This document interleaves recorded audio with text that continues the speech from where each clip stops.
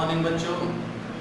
कक्षा 11 में गणित में आपको समुच्चय पढ़ाया जा रहा था, पहला अध्याय। उसमें तीसरा वीडियो ही बनाया जा रहा है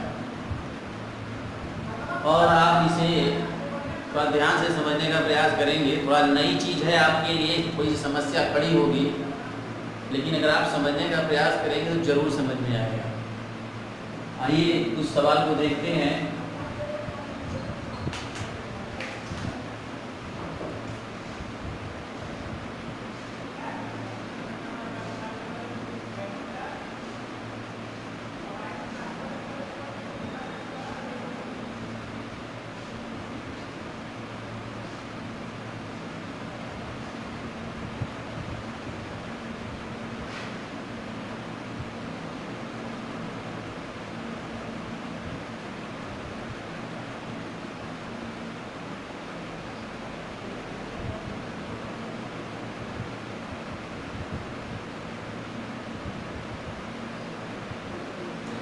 जैसे ये सवाल हमारे पास है,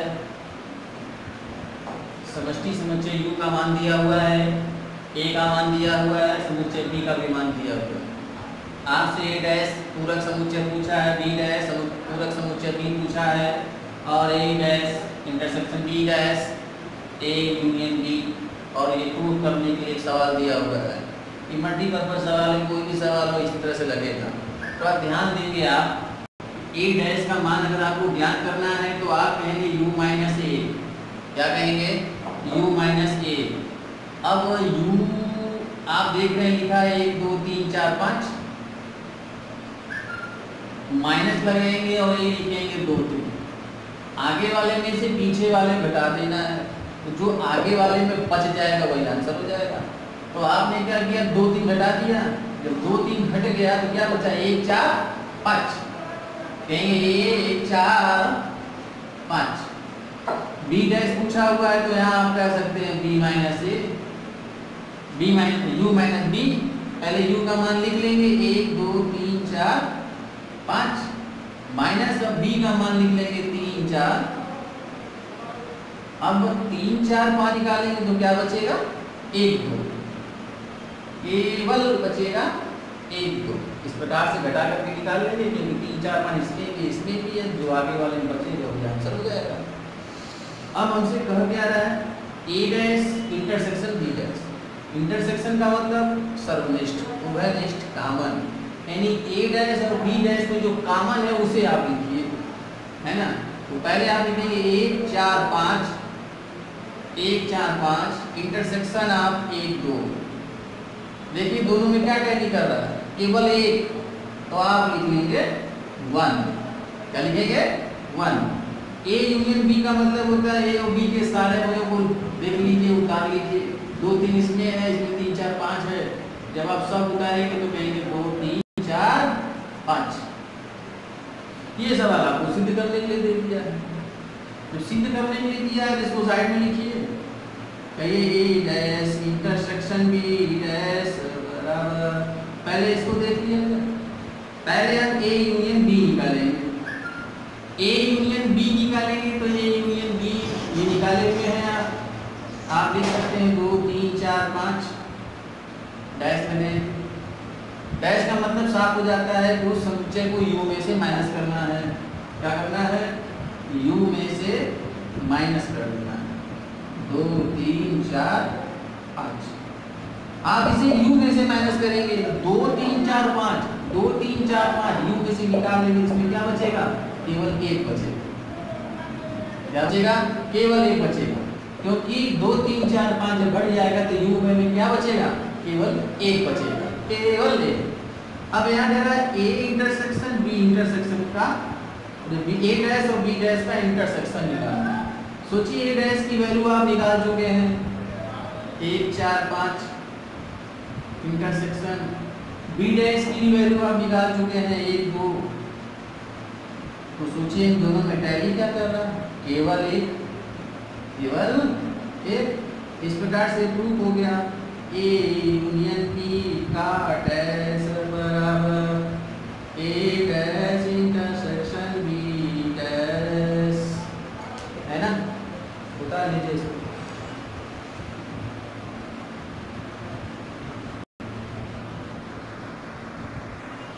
किसी बच्चे ने व्हाट्सएप ग्रुप में ये सवाल पूछे थे, मैं उन सवालों के उत्तर दे देना चाहता हूँ।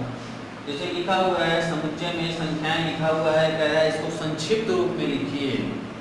तो मैंने समुच्चय पढ़ाते समय बताया था कि जब एक ही संख्या बार बार आती है तो उनका कोई औचित्य नहीं होता, कोई औचित्य नहीं होता है। वो संख्या एक बार होनी चाहिए, अगर एक से अधिक बार आती है तो निरर्थक होती है, व्यर्थ होती है। अगर आपको समुच्चय लिखना ही है तो आप लिखेंगे 1 2 3 4 5, बस।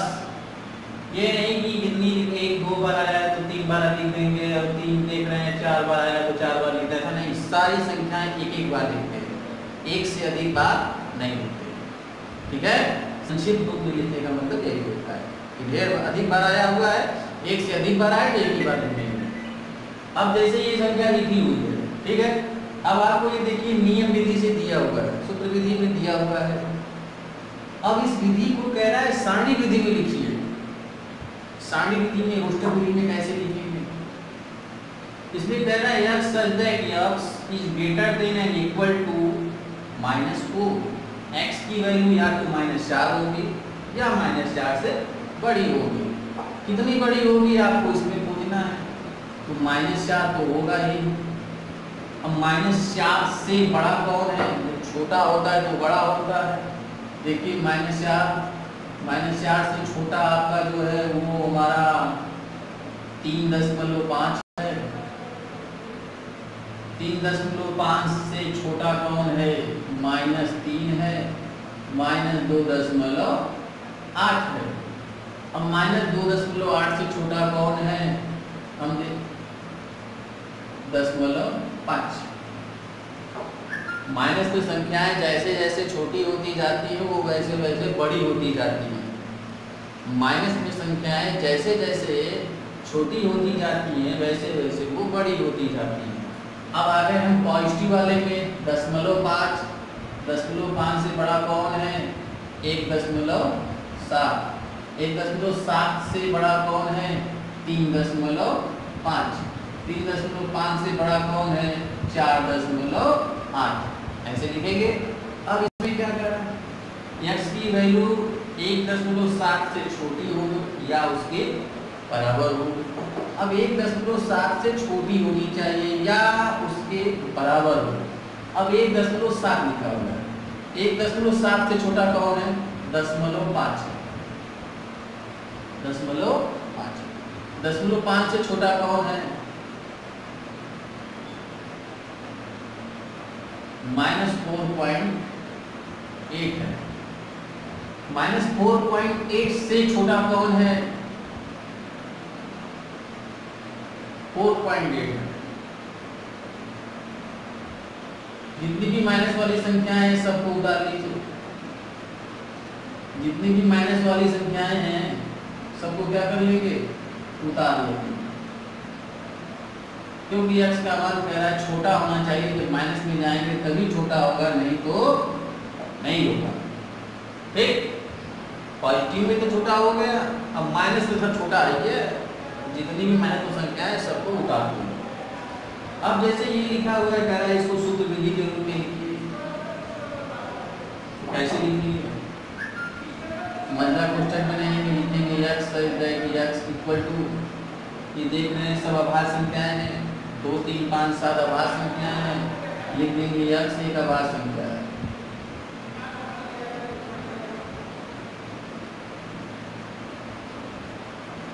या आप ऐसे भी लिख सकते हैं x बराबर n एक।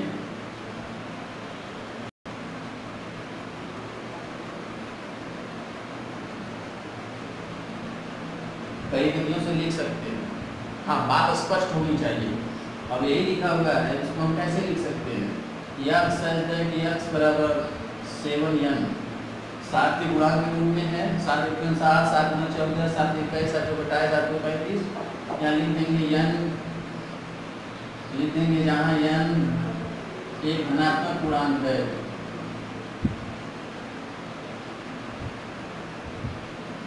धनात्मक पूर्णांक है, n का मान 1 2 3 4 5 रखते जाइए, ये संख्याएं मिलती जाएंगी। ये अपरिमित समुच्चय है, इसका कोई लिमिटेशन नहीं है। अब ये लिखा हुआ है, इसको क्या करेंगे, लिखेंगे x इक्वल टू 1/n 1/, ये n का मान 1 रखेंगे ये मिल जाएगा, n का मान 2 रखेंगे ये मिल जाएगा, n का मान 2 रखेंगे ये मिल जाएगा, n का मान 4 रखेंगे ये मिल जाएगा। इन क्रम से मान रखते जाएंगे और ये संख्या मिलती जाएंगी। यहाँ लिख सकते हैं, यहाँ n एक धन पूर्णांक है, n क्या है, धन पूर्णांक है। अब यहाँ पे क्या करना होगा, तो आप देख रहे हैं 1 का स्क्वायर है, 2 का स्क्वायर है, 3 का स्क्वायर है, 4 का स्क्वायर है, 5 का स्क्वायर है। आप लिख सकते हैं x बराबर n का स्क्वायर, जहाँ n ऋण में भी हो सकता है और धन में भी हो सकता है। लिख देंगे जहाँ n एक धन या ऋण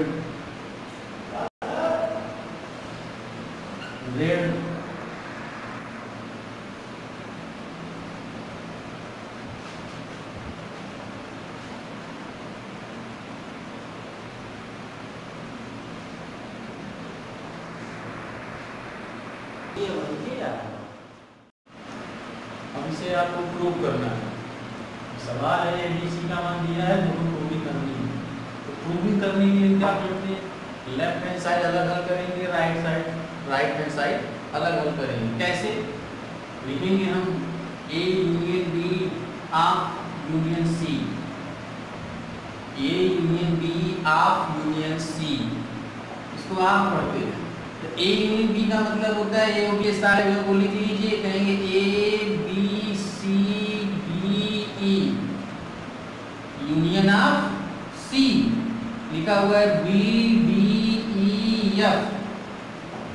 आपने A और B के सारे वो को लिख दिया, C को लिख दिया। अब इन दोनों का यूनियन निकालना है।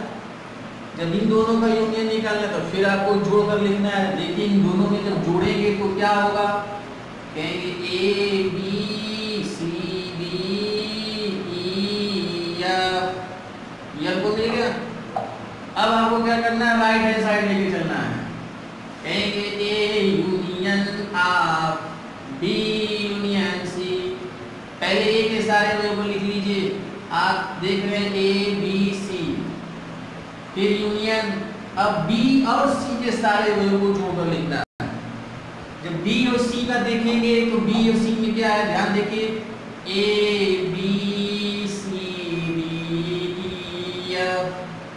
अब आप इन दोनों को कॉमन करके लिखना है, जोड़ करके लिखना है। तो दोनों में उसको लिखना है, जो नहीं है उसको भी लिखना है, सबको जोड़ के लिखना है। तो फिर आप जब जोड़ कर लिखेंगे तो आप देख रहे हैं, कहेंगे A B C D E F। अब आप देख रहे हैं कि लेफ्ट और राइट बराबर हो गए, जितने इसमें वही उसमें भी है, इसलिए आपस में क्या बराबर है।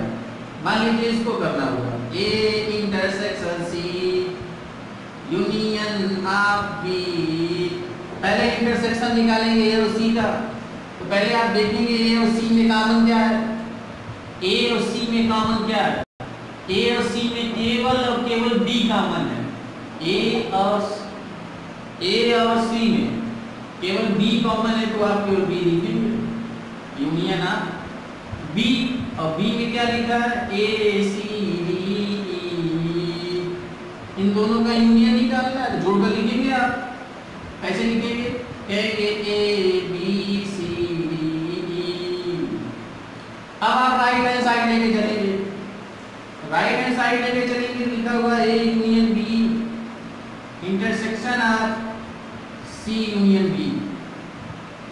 पहले A यूनियन B मतलब A और B को जोड़कर लिखेंगे, A और B को जोड़कर लिखेंगे तो कहेंगे A B C D,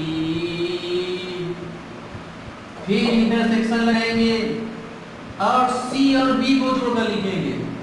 जब C और B को जोड़कर लिखेंगे तो क्या लिखेंगे, C और B को A B C D E F। अब इन दोनों में आपको कॉमन देखना है, क्योंकि इंटरसेक्शन लगा हुआ है। जब आप कॉमन देखेंगे तो A उसमें भी है, B भी उसमें है, C भी उसमें भी है, D भी उसमें है, E भी उसमें है। केवल केवल यफ इसमें नहीं है, तो आप इसको छोड़ देंगे। तो इस प्रकार से हमने देखा कि इस वाले टर्म में भी वही पद है, इस वाले में टर्म में वही पद है, इसलिए ये दोनों आपस में क्या है, बराबर है। अब उतार लीजिए।